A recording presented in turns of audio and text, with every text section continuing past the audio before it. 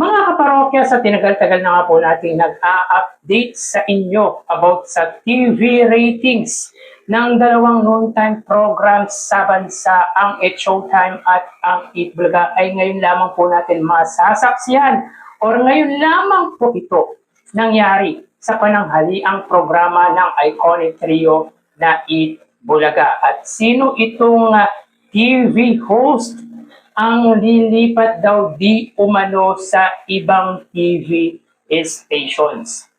Yan ang pag-uusapan natin ngayong araw po, mga kaparokya.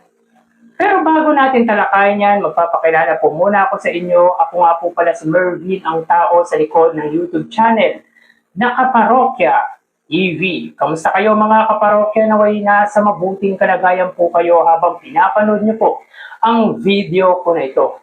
So mga kaparokya, our first topic is about nga po sa di umano'y isang TV host na nilipat daw po sa ibang bakuran. So yun nga po mga kaparokya, nakita po natin ang write-ups na ito coming from Showbiz All Out PH na kung saan ay lilipat daw di umano si Vice Ganda sa GMA Network sapagkat nakita nga po di umano si Vice Ganda kasama ang mga big bosses ng nasabing TV network.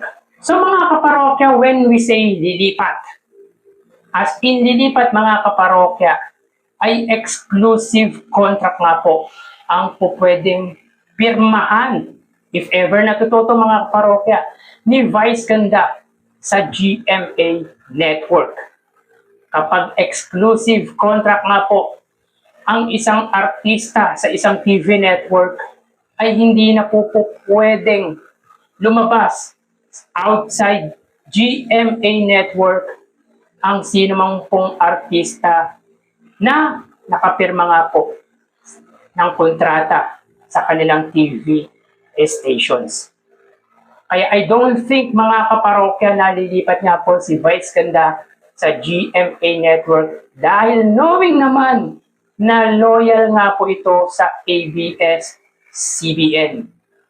Yung pagiging loyal nito mga kaparokya sa ABS-CBN ay wala pong katumbas. At kung mangyari yan mga kaparokya, maraming magagalit, maraming magtatampo na viewers ng ABS-CBN sa unkabogable star Vice Ganda.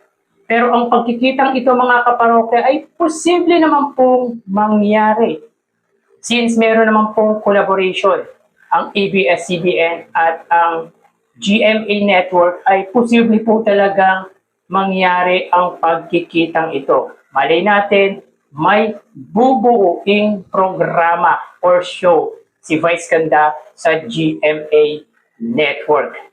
Pero kapag lilipat, meaning ay exclusive contract nga po ang pipirma nito sa GMA Network, which is hindi na po siya po pwedeng lumabas outside Kapuso Network.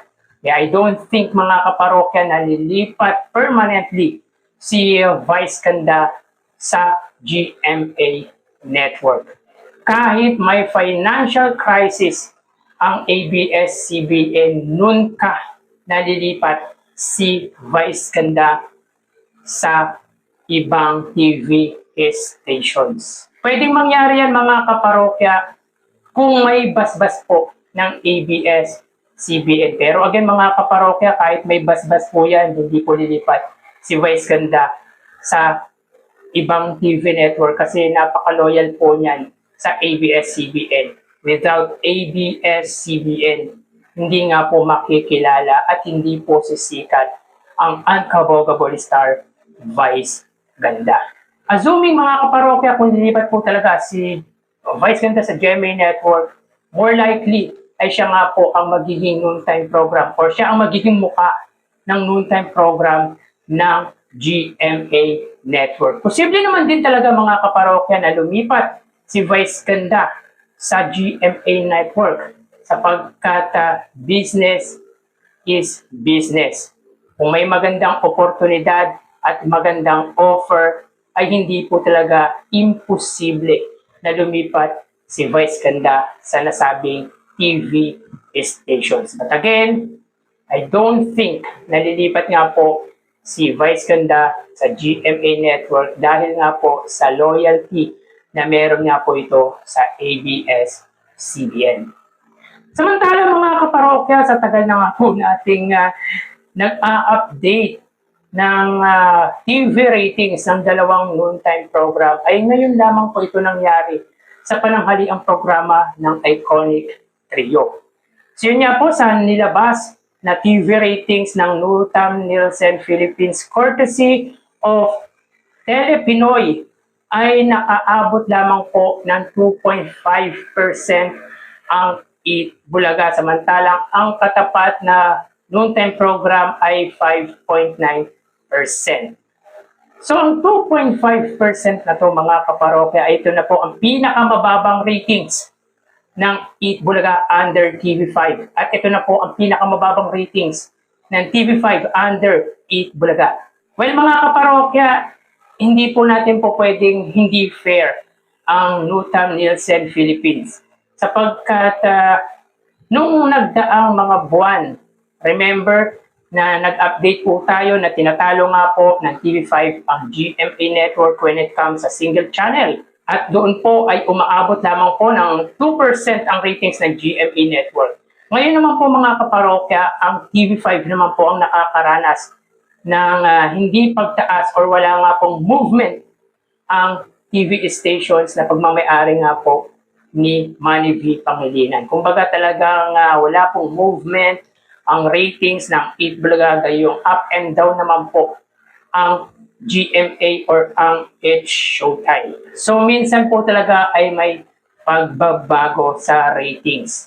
Tulad nga po ng sinabi po natin, yung mga nagdaang buwan ay talagang nasusustain ng GMA yung ratings para sa It's Showtime ng mahigit 2% at talagang tinatalo nga po sila ng TV5. Pero ngayon mga kaparokya, ang TV5 naman po ang siyang nakakaranas nang wala nga pong movement sa TV ratings. Ratings is ratings, mababa man po yan or mataas. Kung ano po ang nilabas ng Nielsen Philippines, yan po ang re-respetohin natin. Tingin ko naman po ay fair ang Nutam Nielsen Philippines sa inilalabas po nilang TV ratings. Kaya nga mga kaparokya, tulad ng lagi po nating sinasabi, kailangan na po gumawa ng aksyon ang pamunuan ng TV5.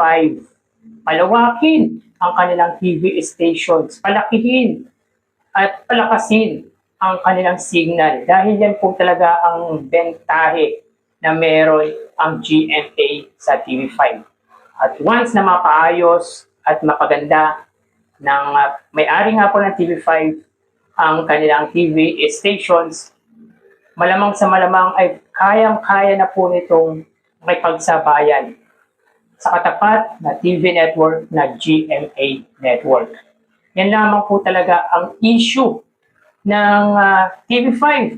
Dahilan kung bakit lahat ng programa nila ay tinatalo ng GMA Network dahil nga po limited ang reach or limited lang po ang naaabot ng TV5.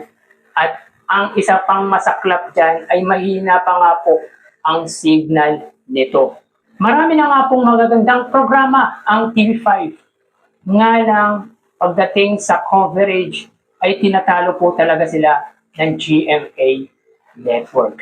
Gayun pa man mga kaparokya, kahit mababa ang ratings ng Eat Bulaga, ay hindi pa rin po ito nararamdaman ng kanilang mga advertisers at kanilang sponsors.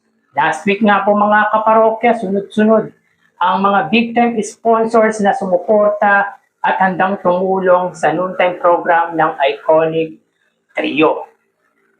Partikular nga po sa Sugod Bahay na meron na nga po silang siyang na big-time sponsors. Sa pangunguna nga po yan ng Hanabishi, Grain Smart, Bingo Plus, Yakult, Bioderm, Umami, at last week nga po ay ang Sormux, Flanax, at Oro Anti-Odor Sacks. So siyam na big time sponsors po ang sumusuporta, ang handang tumulong sa pananghaliang programa ng Iconic Trio. Yan naman po ang advantage ng Eat Bulaga sa katapat na programa na It's Showtime. Yung dami ng sponsors na sumusuporta sa Eat Bulaga. So hanggang dito na lang po tayo mga kaparokya. Magsiingat po tayo palagi. Thank you and God bless.